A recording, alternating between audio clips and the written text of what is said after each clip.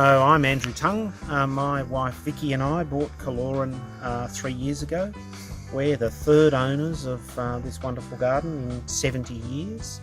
The garden was first developed by Dr. and Mrs. Broadbent in early 1950s when the house was built. The garden was planned by Edna Walling, the famous Australian garden designer.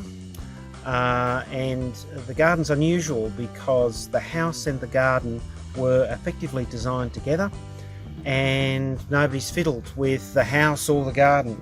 In other parts of Australia, Edna Walling gardens, houses have been developed, blocks have been carved out, etc. Not here. The garden is around 4 acres and it's on great basalt soil. It's a cool climate garden. It gets pretty cold in Crookwell in the winter time. There's not a lot of life. You can see behind me there's not a lot of life. But then through the seasons it's a genuine 4-season garden, and different parts of the garden come to life at different times. We've now, as I say, had the garden for 3 years. It's called a low maintenance garden, but I can attest to the fact that any garden at 4 acres is hard work. We're talking now at the end of July. I've been working now a couple of days a week for 6 weeks or so to start getting the garden ready for the garden exhibition in November. At this time of year, after I've raked all the leaves, thousands and thousands of litres of leaves that I compost and turn back into soil, I then start the process of pruning and digging and edging and all of the things that need to go together to get the garden in show. My chief plant advisor, my wife Vicky, used to run an essential oils business, so she just knows about plants and scents and those sorts of things. We draw on an extensive library of books. A couple of the books were written by the previous owners of the garden, Jenny Churchill and Rob Churchill, who were the local vets. Jenny got so immersed in the garden that she wrote a couple of books with colleagues on Edna Walling and her gardening style and her significance to Australian gardening. And so parts of the garden have clearly got Jenny's stamp on them. We don't view ourselves as owners in the traditional sense of the garden. We're custodians of the garden.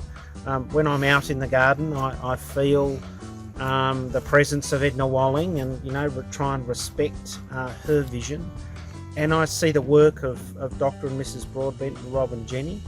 So we try to be very respectful of the bits of the garden that they developed. We've got a vacant lot next door that we're starting to do some work on. That's how we'll express ourselves. But when you're here in the garden, you just get the sense of I'm really just handling this garden. I'm the next set of hands, and I've got to treat it with respect. There are times when I get to the point with the garden where I just think, oh please, can't it be easy? Can't it be easy?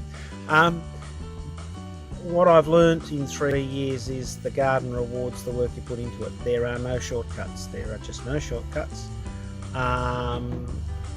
But it's a privilege to be out here working.